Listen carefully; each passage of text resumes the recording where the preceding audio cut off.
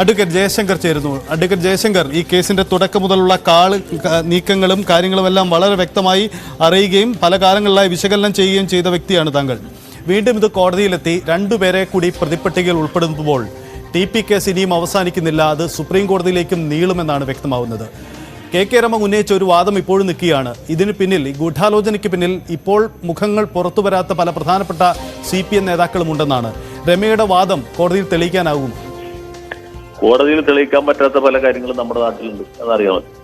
എല്ലാ കാര്യങ്ങളും കോടതിയിൽ തെളിയിക്കാൻ പറ്റിയില്ല. പ്രത്യേകിച്ച് ഇന്ത്യയിലെ ക്രിമിനൽ നിയമം, പീനൽ കോഡാണെങ്കിലും കോടതി നടപടി ക്രിമിനൽ നടപടി നിയമമാണെങ്കിലും തെളിവ് നിയമമാണെങ്കിലും അങ്ങനെ സംശയത്തിന്റെ പേരിൽ ഒരാളെയും പ്രതിയാക്കാൻ അനുവദിക്കുന്നില്ല. പ്രതികളുടെ ഭാഗത്തു നിന്നാണ് കോടതി എപ്പോഴും ഈ പ്രശ്നങ്ങളെ സമീപിക്കുന്നത്. മാത്രമല്ല, കുറ്റം സംശയാതീതമായിട്ട് തെളിയണം, അതും അത്ര എളുപ്പമുള്ള കാര്യമാണ്. കുറ്റത്തിൽ നേരിട്ട് പങ്കെടുത്ത ആളുകളെ ഐഡന്റിഫൈ ചെയ്തു, അവരെ പ്രതിപ്പട്ടികയിൽ ഉൾപ്പെടുത്തി അവർക്ക് ശിക്ഷ കൊടുത്തു. ഗൂഢാലോചനയിൽ പങ്കെടുത്ത ചില ആളുകൾക്കും കൂടി ഇപ്പോൾ ശിക്ഷ കിട്ടിയിട്ടുണ്ട്. ഇതിന്റെ അർത്ഥം ഇതിനേക്കാൾ വലിയ ഗൂഢാലോചന ഉണ്ടായിട്ടില്ല എന്നുള്ളതല്ല. തീർച്ചയായിട്ടും വലിയ ഗൂഢാലോചന ഉണ്ടായിട്ടുണ്ട്, വലിയ ആസൂത്രണം ഉണ്ടായിട്ടുണ്ട്, വലിയ മുന്നൊരുക്കം ഉണ്ടായിട്ടുണ്ട്. അതിന്റെ ഒരു ആകത്തുകയായിട്ടാണ് ഈ നാടിനെ നടുക്കിയ ഈ ഭയാനകമായ കൊലപാതകം നടന്നത്. അദ്ദേഹത്തെ കൊലപ്പെടുത്തുക മാത്രമല്ലല്ലോ ചെയ്തത്, എത്ര വെട്ടായിരുന്നു, മുഖം തന്നെ വികൃതമാക്കി. അതിന്റെയൊക്കെ പുറകിൽ വളരെ ക്രിമിനൽ മൈൻഡുള്ള ചില രാഷ്ട്രീയ നേതാക്കന്മാരുണ്ട്. ഇത് പറയുമ്പോൾ ഇത് കേൾക്കുന്ന ആളുകളുടെയൊക്കെ ഉള്ളിൽ ചില മുഖങ്ങൾ തെളിഞ്ഞു വരുന്നുണ്ട്, എനിക്കറിയാം. മാത്രമല്ല, കണ്ണൂർ ജില്ലയിൽ നിന്ന് ഈ വാടക കൊലയാളികൾ കോഴിക്കോട് ജില്ലയിലെ ഒഞ്ചിയത്ത് വന്ന് ഇങ്ങനെ ഒരു കടവര കൃത്യം ചെയ്യുക. അവർ ആത്മപ്രചോദിതരായിട്ടല്ല വന്നത്. അവർക്ക് ആർക്കും TP ചന്ദ്രശേഖരനോട് ഒരു പകയുണ്ടായിരുന്നില്ല, വിദ്വേഷം ഉണ്ടായിരുന്നില്ല. അവർ അദ്ദേഹത്തെ അറിയുക തന്നെയില്ല. എന്തിനു വേണ്ടി അവരിതിന് ചെയ്തു, എന്തിനു വേണ്ടി ഇത് ചെയ്തു, അതിന്റെ പുറകിൽ ഉള്ള പണം ആരാണ് മുടക്കിയത്?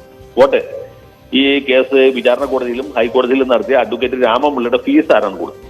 അത് മാത്രം പറഞ്ഞാൽ മതി. അതിനിപ്പോ ഈ സാധാരണക്കാരായ പ്രതികൾക്ക് ഇത്ര വിലപിടിപ്പുള്ള അഭിഭാഷകരെ രംഗത്തിറക്കി കേസ് നടത്താൻ പറ്റുമോ? ഒരിക്കലും പറ്റുകയില്ല. അപ്പോ ഇതിന്റെ പുറകിൽ വലിയ മുന്നൊരുക്കമുണ്ട്, വലിയ സാമ്പത്തിക ഇടപാടുകൾ പോലും ഉണ്ട്. ആ ഭാഗത്തേക്ക് അന്വേഷണം പോയില്ല. അന്വേഷണം പോയാലും വളരെ ഒന്നും മുന്നോട്ട് പോയില്ല നമുക്ക്. അതുകൊണ്ട് ഇതിന്റെ ഉത്തരവാദിത്തത്തിൽ നിന്ന് ഒരു കാരണവശാലും communist party of India, Marxist എന്ന് പറഞ്ഞ കേരളത്തിലെ ഏറ്റവും വലിയ രാഷ്ട്രീയ പ്രസ്ഥാനത്തിന് ഒഴിഞ്ഞു മാറാൻ പറ്റുകയില്ല. ഒരിക്കലും ഒഴിഞ്ഞു മാറാൻ പറ്റുകയില്ല. പാർട്ടിയുടെ സമുന്നതരായ നേതാക്കന്മാർക്ക് തന്നെ ഇതിൽ നേരിട്ട് പങ്കുണ്ട്. വെട്ടിക്കൊന്നതിൽ പങ്കിടുന്നില്ല, വെട്ടിക്കൊല്ലിക്കുന്നതിൽ പങ്കുണ്ട്. തീർച്ചയായിട്ടും ഒരു സംശയം. കെ രമ, വളരെ നന്ദി ജയശങ്കർ പ്രതികരിച്ചത്. കെ രമ കൂടി നമുക്കൊപ്പം ചേരുന്നുണ്ട്. ഡാനി പോൾ കെ രമയ്ക്കൊപ്പം ചേരുന്നുണ്ട്. ഡാനി, രാഷ്ട്രീയ കേരളം പൊതുവിൽ ചോദിക്കുന്ന ഒരു ചോദ്യം, ഈ കേസിൽ വീണ്ടും കെ രമയുടെ വാദം അംഗീകരിക്കപ്പെടുന്നു, അവർ അത് വൈകാരികമായി പ്രതികരിച്ചും കഴിഞ്ഞു. ഇനിയുള്ള തുടർ നീക്കങ്ങൾ എങ്ങനെയാണ്? P മോഹൻ മാസ്റ്ററെ വെറുതെ വിട്ടത് അടക്കമുള്ള കാര്യങ്ങളിൽ കെ രമയുടെ പ്രതികരണം പ്രസക്തമാണ്. എന്താണ് ചോദിക്കാം?